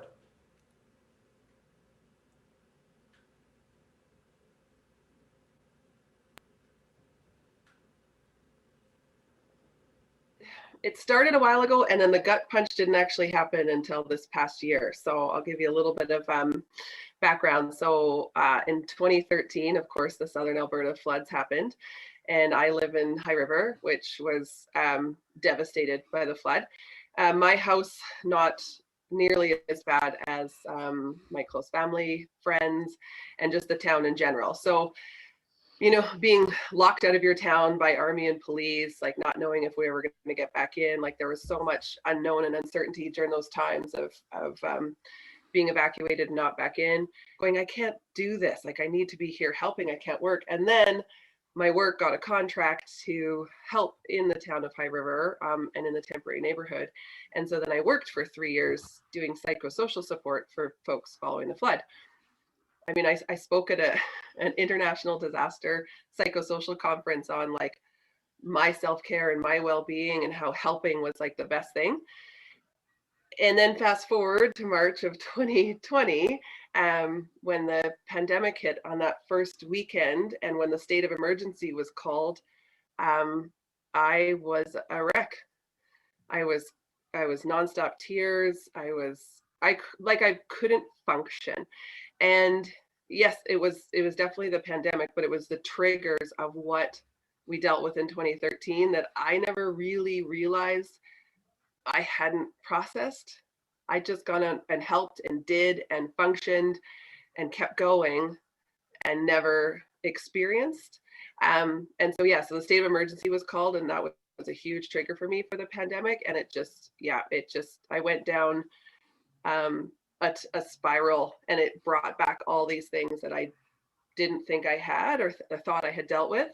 So I wasn't, it was a struggle. Yeah, I was barely getting out of bed some days. I wasn't present. What we found was there was so much more counseling and mental health support for previous things, right? Like so much, because it was just like me in 2020, it was this trigger back to all this other stuff that it was like, you just kind of keep going and you don't necessarily realize. And so I think that's the important piece to realize. It's like, it's not just going to be the here and now all the time. It's going to bring up a ton of other things for folks. And that's what I don't know if everyone's necessarily realizing that. But I wasn't eating. So when I'm feeling anxious or when I'm triggered by things, I don't eat, whereas everyone's different. And so I was quite weak and tired because I wasn't eating anything. And then I'd get into work and I would try to eat something and I would try to act normal and kind of process things, but everyone knows me way too well. So I think it was about day 4, day 5, I was like, I can't get through this on none of my regular coping strategies were working. It was just too much and too overwhelming. So I booked in to see my family doctor. I definitely was not scared to tell people and share it. I think it being in the field I am and what we know now compared to what we knew 20 years ago when I started in the field, it's like you need to reach out and you need to tell people how you're doing. And I wasn't, once I said it out loud to my work family, then it was safe to say it out loud to more people. I think the first thing, just by opening up and telling people, that part helped, was just because then there was no hiding it, right? So then there's no faking it. I didn't need to pretend that I was doing okay. And then I had people I remember my mom saying, well, let's just book a time and go for a walk. Like just very simple, very basic. Just drive over to my part of town and we're allowed to walk outside with each other. So let's just go for a walk. The other thing I did was scheduling stuff. So instead of where I could have just laid in bed and tried to ignore what was going on and watch Netflix for 24 hours, I would book things. Like I would book in to do, okay, well, I'm gonna go for a walk at this time, or I'm gonna do at home yoga. And if I did those things, then I could kind of crash and not pay attention to the world. And then I slowly just started to do more of those things and less of the time of kind of laying in bed. I mean, it's funny that we just had the whole Bell Let's Talk day, because that's really what it is. It's like, find, even if it's just one safe person to reach out to, it'll start to open those doors. And I mean, and I'm all for seeking professional support, you know, counseling, therapist, family doctor, anyone that you can go see to kind of, to share your story and get it out there, and then and seek counseling or seek something else that you may need. But it's about telling someone, and not everyone knows what helps them. So I think those folks are the ones that are sitting there going, they're in freeze, right? It's fight, flight, or freeze, and they're frozen because they're just like, yeah, everyone's different. And I think large majority of people don't even really know what truly helps them. They might know what they think helps them, but does it truly help, right? Yeah, it's actually been amazing to see what people are doing and the sports that they're taking up. And I went snowshoeing. Like, I haven't been snowshoeing before. I maybe like in junior high, but it was awesome. Yeah, so it is. I think it is. I like the way you say that. It's almost like getting young again and just trying new things and figuring out what brings us little bits of joy.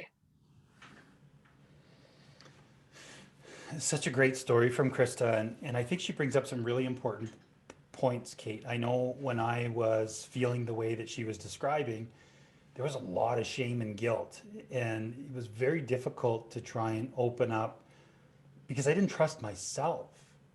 And, you know, when you start to look for help, it really is about finding the one that fits. And I think that's what can deter a lot of people when they finally want to open up and finally want to deal with it, is that trying to find that right person, that's a journey in itself. Absolutely. And I think that your point brings up how vulnerable you have to be and how courageous you have to be to get to that place to open up with the people that you trust. It goes back to what Sean was talking about in terms of finding your tribe, finding those people that you connect with for those dark days. It might be a snowbank that I'm in, it might be a bottle that I'm at the bottom of, but who's going to be there for me when I'm ready to open up? And professionally, you know,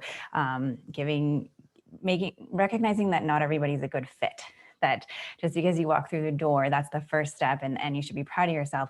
But that person might not be a good fit for you. And that's a really important piece as you continue that journey of vulnerability. You know, I think Krista makes a really important point about sharing and how important that is, that when she was able to do that, that mask came off. Again, there's that hiding and that mask that we get ourselves into, putting on that safe face and pretending, which is exhausting. I've been there. It's exhausting. And it's that weight that's lifted, right? Once you're finally able to, and then you start to make a plan. And I think oftentimes we get really caught up in these grandiose plans that we have to have. And Sean talked about it earlier, where we want to get back to where we were. And again, resetting our expectations that we have the skills in front of us. We can go for a walk. We can set a schedule. We can turn off the TV. We can do all of those things when we found that connection, when we've allowed ourselves to be vulnerable, and we've made that plan because we have hope that we can make that change. Sean, I think it's really important to talk about the human spirit, and I think Krista really displayed that. The courage, she said, you know, it took courage, and here she is snowshoeing and simplifying life. Like, we can really overcomplicate things, and instead of just using what is innately within each of us. Yeah, that was fantastic, Krista, just being an absolute boss as per usual, which is so great to see. But you're absolutely right. Like, one of the things that's giving me inspiration now, and maybe for others as well, is when this first hit back in March, right? We were really starting to see a lot of this on the news right about now, right? And it was, you know, people weren't sending any more funny Corona beer commercials in Mexico to sort of talk about coronavirus, and it was starting to get kind of real, and people really were. You know, we started to hear the doctors and the epidemiologists talk about, this isn't weeks, folks, this is months, you know, and that human spirit of like, I feel like right now, it's like, we're a year into this and it's like, we're still here, COVID, you know, screw you, right? We're persevering despite, you know, being knocked down and kicked around. And I really think that courage and that fight and you know, spitting COVID in the face is a really, although I don't recommend spitting right now, but the metaphor of that is, you know, my lovely wife has really talked to me about certain fight responses that are really inappropriate for me these days, like street fights, hockey fights, especially that I'm a therapist and have engaged in those events much sooner than I'd like to even admit. But this is a fight that I feel good about being in, you know, and I feel good about pushing back on, and I feel good about not letting COVID push us back in a corner and in the darkness. And just, you know, Krista and so many others that are willing to kind of stand up and be counted. Like, it really feels pretty inspirational and special to be a group, you know, to be in a fight that my wife's not going to make me sleep on the couch for. So I'm happy to be in the COVID fight for sure. You know, I think it's so important to just talk about, like you said, it's the fight, and it's when we all take responsibility, because you know what, we can blame the politicians, we can get on our high horse and our soapboxes and tell about all the things that people have done. It's kind of like Derek talked about being a victim. And the minute that we stop being a victim and start taking responsibility, listen, if you feel like you're someone that's at risk, what are you going to do about it? And I think that's what I learned at a very early age, that, you know, my coaches taught me. It's like, okay, well, you can sit and cry about it, or you can do something about it. My dad used to say, shit or get off the pot. And that's exactly, you know, what I've learned in life, is that whenever a crisis comes along, there's two ways you can go. You can feel sorry for yourself and you can lose hope, or you can fight like hell. And I think the stories that you're hearing are exactly that. People who have made that decision. And for anybody that's out there that just feels like it's too tough, I'm telling you, you've got stuff inside you that if you activate it, if you just start doing some of the things that our people have shared with you tonight, you'll start to see a difference really quick. We're getting ready for our last story. This is from Jerry. Awesome. You guys are going to love it. It's just such a great way to end the night. So enjoy this, and we'll be right back to start closing up.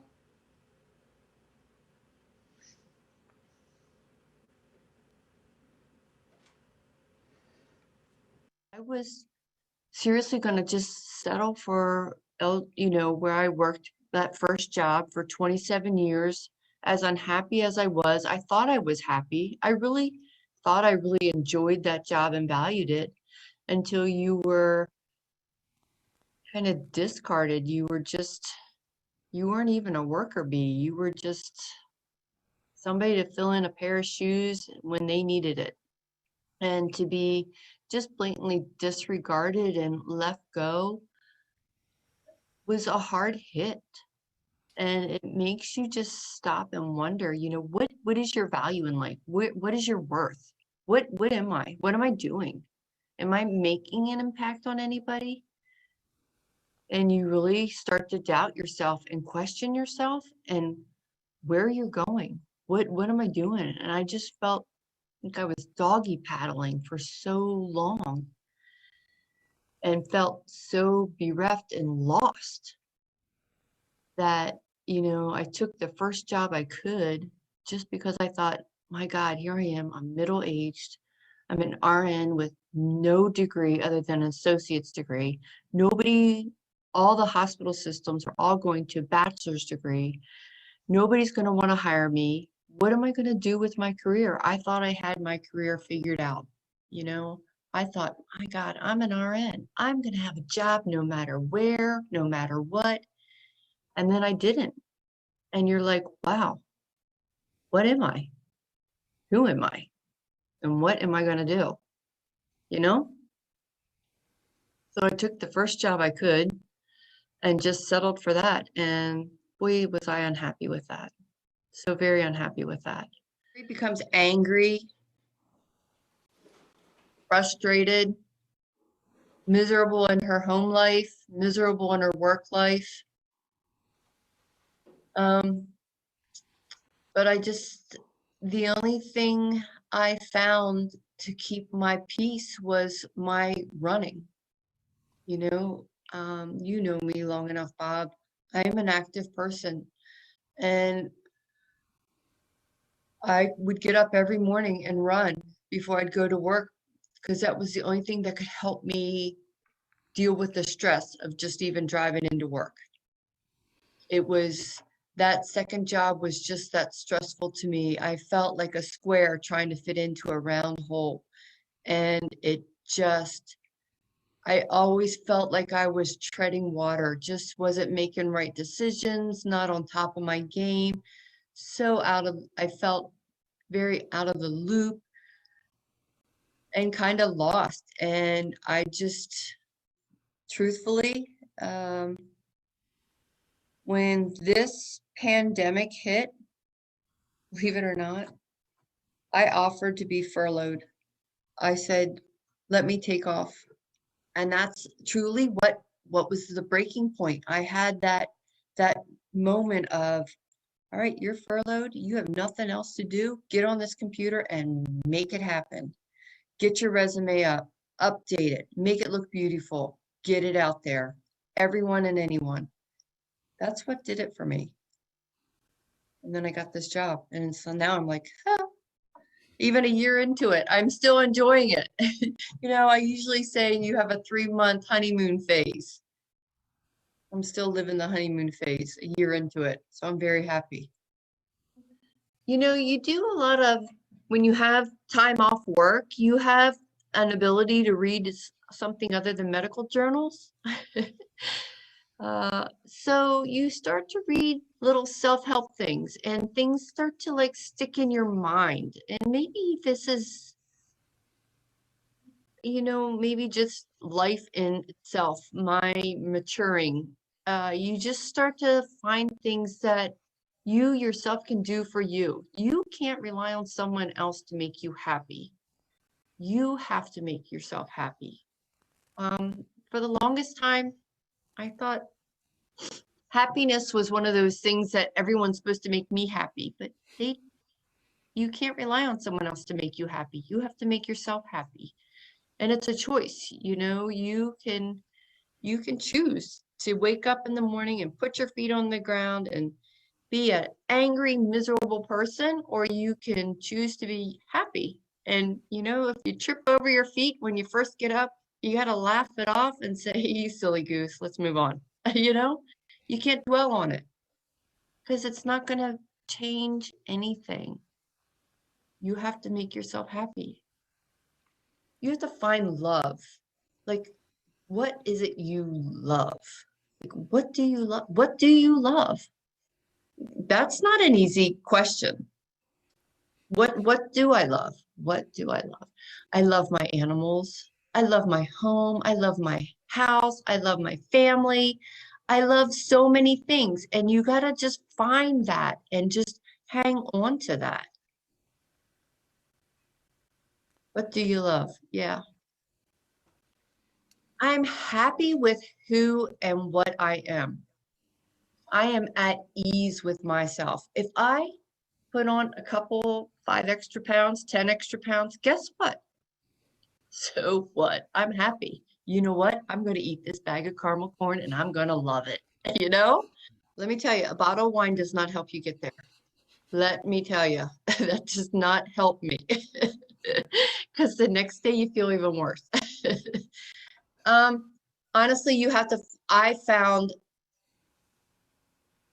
solace in my exercising. I enjoy running. I love going outside. I love to be outside.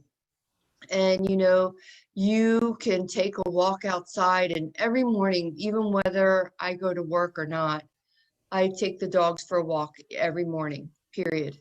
Whether it's 10 minutes, 15 minutes, I go out with them.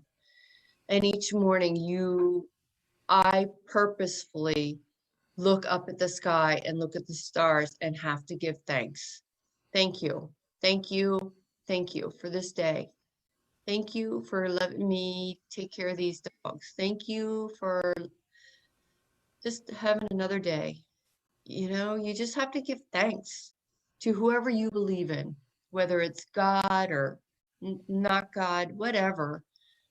But you need to find something to be thankful for. And walking the dogs, going for a run, being outside, feeling the fresh air, feeling sun on your face, or, you know, a snowflake, when it just, one snowflake just hits you on the cheek, you know, you just got to sometimes be aware of that little stuff. It just, you feel it just touch your cheek and then it just melts. That's amazing some days. But then the next one might just poke you in the eyeball and blind you, but but um, it's those little things that just make me keep going and find happiness.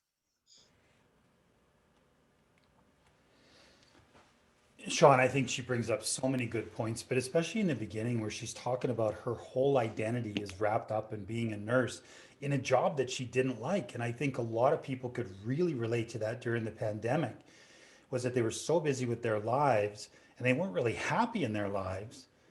But the minute it was taken away, it's like, who am I now? And that can be, that's a long journey to try and figure that out.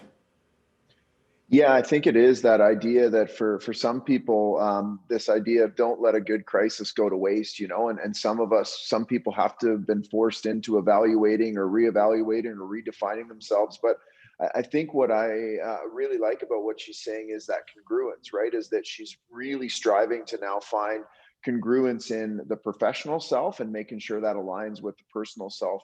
We really do have to strive for that. And sometimes crisis situations maybe give us that opportunity to reevaluate, am I doing or participating in a job that aligns with who I need to be with personally? And I've known a few, you know, really close people lately that have made those decisions. And I just have so much respect for them, because it's like, I'm going to use this difficulty as an opportunity to get a bit more congruence with my professional self and personal self. And, you know, I think it's scary, and there's a lot of fear that goes along with that, but there's just too many examples of people that have done that and come out the other side to feel so much better for it in the long run. So I commend her for having you know, the commitment to do that. Kate, she took responsibility. What did she do when the pandemic hit? She said, lay me off. And then she got serious with herself and said, get your resume going. You're the one that's going to fix it. And she took responsibility. She asked herself some of the toughest questions. What makes me happy? What do I love? Those are some of the hardest things, but what great starting points. And I tell you, until you really find those answers, it can continue to be a struggle. Absolutely. When we're in the day-to-day back and forth and the hamster wheel and we're making ourselves busy, you know, I feel like a lot of people have said, well, I thought it was because I was so busy before that I was so stressed out. But now that I can't do my kids' sports, or I'm not doing my 5 jobs, or don't have all these social events, I'm still stressed out. So what gives, right? And scaling it back to asking yourself those questions, giving yourself that time, that what are my values? What makes me happy? What do I love? What gives me hope? I think it was really, really powerful that she talked about taking control of your happiness, that so often we will look to other people for that, or feel responsible for other people's happiness.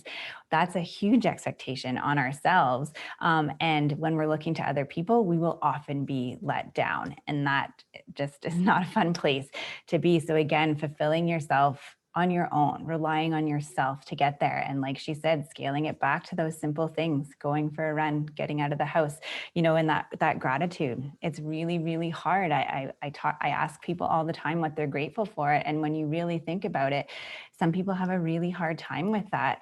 And I share a story about my kids sometimes because their perspective is so beautiful. The last huge snowfall that we had, all I could think about was getting to the grocery store and what a pain it was going to be, and how the drive was going to be, and, you know, that I could get in an accident and all this kind of stuff. It was just, to me, my perspective was that it was just such a pain in the butt. And when I talked to the kids as they were watching the snow fall out the back, and they were talking about going sliding, and maybe we'd have a snow day and get to spend more time together, and we're going to get to go ice skating and all of these things. And so sometimes, again, it's just slowing down and working on that perspective.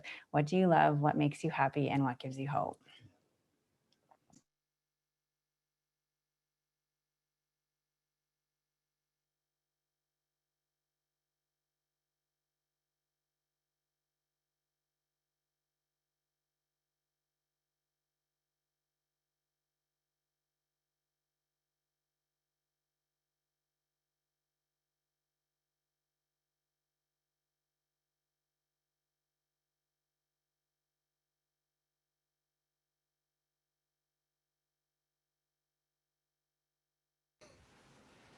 Damn mute button got me again.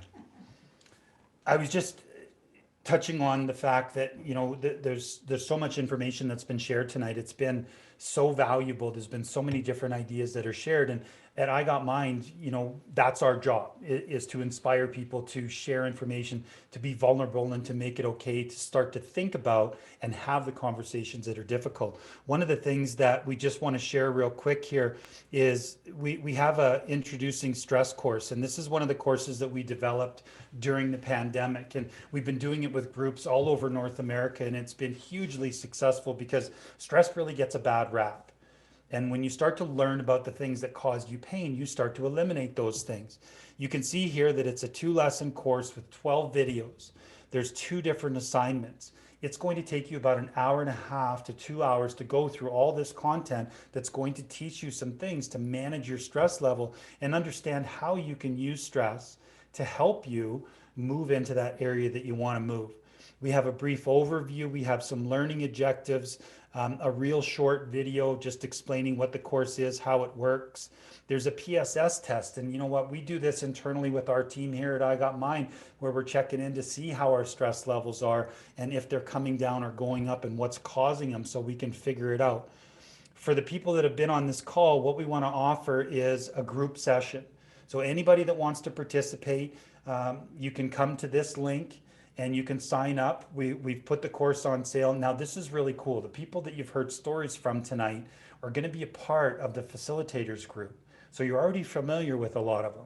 And that's an important part, like Kate touched on with Sherry's story and Krista's story about finding the right people to talk to. We hope that we've connected with you tonight enough that you'll come to us to try and help you with the things that you're struggling with. There's 3 different sessions that we're going to go through. So not only the hour and a half to 2 hours of online content and reflection, but then we're going to have 3 meetings in groups on Zoom with our Slido and with our breakout rooms. And it's just an unbelievable experience, and we're seeing nothing but great results. So if anybody's out there really looking for a starting point, we'd like to help you be that starting point. Sean, as we get ready to wrap up, any final words for the group? I got a coffee machine working in the background here, so hopefully it doesn't get too carried away. Just that one piece about brain development that's so important when we're thinking of coping skills, that idea brains are built from the inside out and the bottom up. And so when you're thinking about ways to help yourself, consider sensory-based activities and interventions, consider self-regulatory ones, find those relationships, and then you get access to the cognitive part of your brain, which is the smart part. But we have to kind of walk from that bottom up to get there. So just exhaust some of those lower brain strategies of sensory and self-regulatory. I think people will find that'll, help them quite a bit. Kate, how about you? Any final thoughts? Yeah, I think look at yourself, look in the mirror. You've got what you need right in front of you. Don't get overwhelmed with all the big ideas and all the things that get filled in your head. Look within yourself, take control, and keep it simple. Keep it basic. You can do this. We tend to overcomplicate things, so keeping it simple is such great advice. We got one last video. It's from a great family that unfortunately we connected through a very unfortunate circumstance of the Humboldt tragedy. The Stradnitsky family has been through a lot since 2017, and I got together with them and I just asked them to help us with some closing hopeful things that they've learned how to deal with one of the worst tragedies that we've seen in a long time. So after this, that's it. We're all done. Thanks for attending. This will be on demand if you didn't catch it all. If somebody you know could benefit from it, please just come to the websites and you'll see where they can access it. So take care of yourselves, and thanks for being here.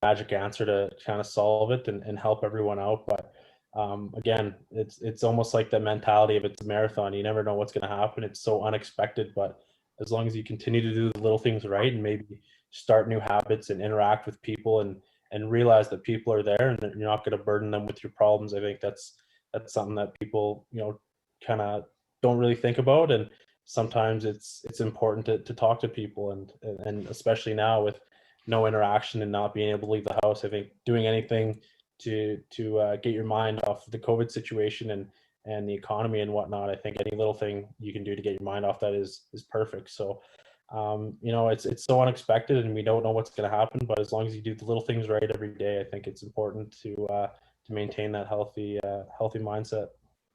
That's the best reason to get out of bed every day, I think, just to help somebody else. And always believe in yourself. Like a lot of people forget that, right? They get down on themselves. It's pick yourself back up. And like what was that SNL skit? You look in the mirror and I love me. I'm the best I can be. Travis Smiley. Right? For an example, is like believe in yourself. Things will happen. Thanks, everybody. Have a great night and take care of yourself.